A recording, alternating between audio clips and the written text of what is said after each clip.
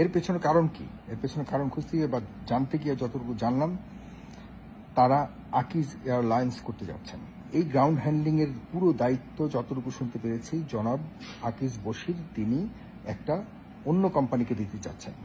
আজকে একটা বিষয় শুনে আমি খুব অবাক হলাম। সেটি হলো, আমাদের বাণিজ্য উপদেষ্টা জনাব আকিজ বশির সাহেব, তিনি আমাদের খুবই গুরুত্বপূর্ণ একটি অংশের উপদেষ্টা হিসেবে আছেন, এবং সবচেয়ে বড় কথা হলো তিনি হাজার হাজার কোটি টাকার মালিক। বাংলাদেশে one of the richest person of Bangladesh. তিনি খুব গুরু দায়িত্ব পেয়েছেন, কারণ বাণিজ্য মানেই তো একটা দেশের একমাত্র ব্লাড সার্কুলেশন, মানে ইকোনমিক্যাল ব্লাড সার্কুলেশন যিনি তত্ত্বাবধান করেন, তিনিই হন বাণিজ্য উপদেষ্টা, অর্থ উপদেষ্টা। এই জাতীয় কয়েকজন আছেন যারা আমাদের দেশের অর্থনীতিকে চাঙ্গা রাখেন এবং দেখভাল করেন।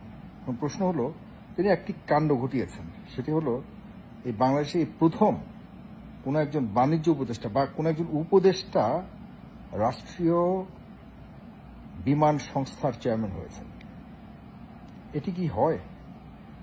বিমান সংস্থা তো একজন চেয়ারম্যান হবেন, তিনি বিভিন্ন গুণে গুণান্বিত হবেন, তিনি প্রাইভেট সেক্টর থেকে আসতে পারেন বা বিভিন্ন সেক্টর থেকে এসে, অথবা বিমানেই হয়তো অভিজ্ঞ কেউ আমরা হয়তো এই ধরনের দায়িত্ব দিতে পারি। পাশাপাশি এমডি আছেন, ওখানে চেয়ারম্যান আছেন, তারা এভাবেই এটাকে দেখভাল করে আসছেন, দায়িত্ব পালন করে আসছেন সেই বাংলাদেশ হবার পর থেকে। কিন্তু এই প্রথম তিনি জনাব বশির সাহেব একজন উপদেষ্টা হওয়া সত্ত্বেও তিনি বাংলাদেশ বিমানের চেয়ারম্যান হিসেবে দায়িত্ব পালন করছেন বা দায়িত্ব নিয়েছেন।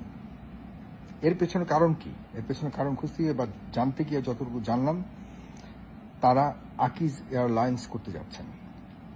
সেই আকিজ এয়ারলাইন্সের যে যত ধরনের সুবিধা, যত ধরনের সুযোগ, সে সকল কিছুকেই তিনি কনফার্ম করার জন্য সরকারি একটা গুরুত্বপূর্ণ জায়গাতে থেকে তিনি পাশাপাশি অতিরিক্তভাবে এই দায়িত্ব পালন করছেন। একজন বাণিজ্য উপদেষ্টা, যেখানে ওনার শুধুমাত্র বাণিজ্য উপদেষ্টা নন, তিনি তার অধীনে আরো কয়েকটা দপ্তর রয়েছেন, আরো কয়েকটা মন্ত্রণালয় তার অধীনে রয়েছেন। তিনি সবকিছুর পরেও গিয়ে এই ধরনের একটা ইনস্টিটিউশন, যেখানে সার্বক্ষণিক একজন চেয়ারম্যানকে প্রয়োজন, যিনি প্রতিদিন খুব পুঙ্খানুপুঙ্খভাবে এই সংস্থাটির তদারকি করতে সার্বক্ষণিক সময় তাকে দিতে হয়, সেখানে একজন ব্যস্ত মানুষ, একে তো ব্যস্ত উনি বাণিজ্য উপদেষ্টা এবং অন্যান্য গুরুত্বপূর্ণ মন্ত্রণালয়ের দায়িত্ব বান একজন উপদেষ্টা হিসেবে, পাশাপাশি তিনি অন্যান্য